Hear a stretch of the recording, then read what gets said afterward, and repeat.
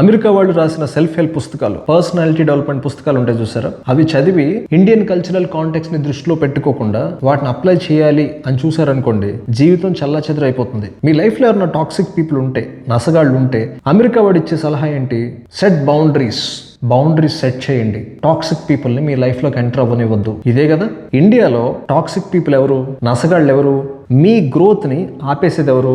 శత్రువులు బయట కాదు, ఇండియాలో ఇంట్లోనే ఉంటారు. ఫ్యామిలీ మెంబర్స్, చుట్టాలు, సో కాల్డ్ ఫ్రెండ్స్, వీళ్ళే మనల్ని ఆపేస్తూ ఉంటారు. వీళ్ళకి మీరు బౌండరీ పెట్టి చూడండి. చూసేవా లక్ష్మి, మన చిన్నోడు ఎంత పెద్దవాడు అయిపోయాడో.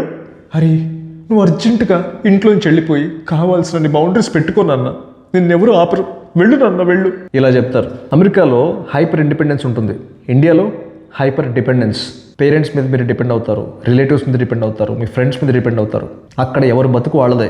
ఇక్కడ మీ బతుకు అంటూ ఏం ఉండదు, అందరి బతుకు మన బతుకు, ఇలా ఉంటుంది. ఇండియాలో అమెరికన్ కాన్సెప్ట్లు, అమెరికన్ సెల్ఫ్ హెల్ప్ ఐడియాస్ పనిచేయవు. మీకు కావాల్సింది